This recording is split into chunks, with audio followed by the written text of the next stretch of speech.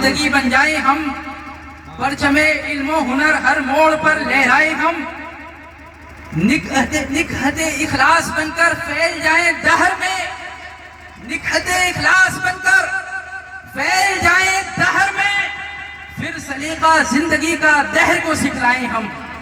حضرات محترم، چند منٹ میں بہت ضروری گفتگو آپ کے سامنے کروں گا، آپ ذہن حاضر رکھ کے توجہ کے ساتھ میں سماعت کرنا۔ ہم اور آپ الحمدللہ ثم الحمدللہ اللہ کے فضل و کرم سے مسلمان ہیں، ایمان والے ہیں۔ یہ ہمارے رب کا ہم پر اتنا بڑا فضل ہے کہ جس کا ہم اور آپ شکر ادا نہیں کر سکتے کہ اس رب نے ہمیں اور آپ کو ایمان والا بنایا، مسلمان بنایا۔ لیکن افسوس کی بات یہ ہے کہ یہ ایمان کی دولت ہمارے رب نے جو ہم کو عطا کی ہے، اس ایمان کی اہمیت سے آج ہم واقف نہیں ہیں، اس ایمان کی اہمیت کو ہم سمجھ نہیں پا رہے ہیں۔ ہمیں اس ایمان کی اہمیت کو سمجھنے کی ضرورت ہے، اور ایمان والا ہونے کے ناطے، ایمان والا ہونے کی حیثیت سے ہمارے رب نے جو ہم کو ذمہ داری عطا کی ہے، اس ذمہ داری کو ہمیں نبھانے کی ضرورت ہے۔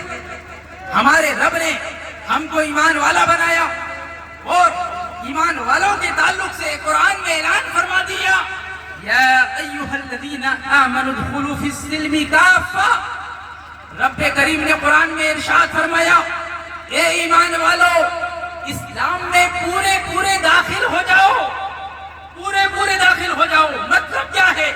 مطلب یہ ہے کہ جو شخص اللہ اور اس کے رسول پر ایمان رکھتا ہے، اپنے آپ کو مسلمان کہتا ہے، اس کو چاہیے جس طرح سے وہ خنزیر کو حرام سمجھتا ہے، شراب کو حرام سمجھتا ہے، اسی طرح سے اس کو چاہیے کہ کسی دوسرے مسلمان کے ایک روپے کو بھی ناجائز طریقے سے کھا جانا یا لے لینے کو بھی اسی طریقے سے حرام سمجھے۔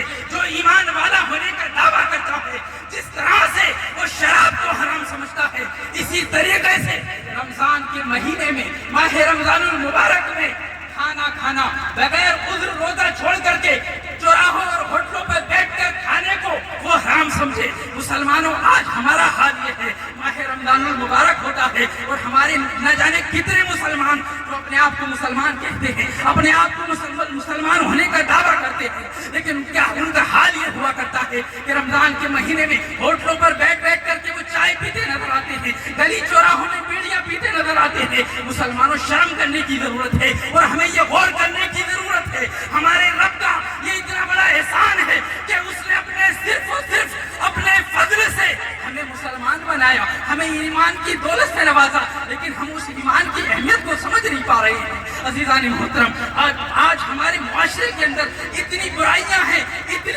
ہیں کہ جن کا اندازہ نہیں لگایا جا سکتا، لیکن ایک بہت بڑی برائی یہ ہے کہ آج ہمارے معاشرے میں بیاہ شادی کے نام پر بے شمار غیر ضروری رسومات کو ادا کیا جاتا ہے، اور جس کا نقصان یہ ہو رہا ہے کہ آج ہماری مسلم بچیوں کی شادیاں ٹائم پر نہیں ہو پاتی ہیں۔ 30 سال 35 سال کی عمریں ہماری بچیوں کی ہو جاتی ہیں، لیکن ٹائم پر شادی نہیں ہو پاتی ہے۔ کیوں؟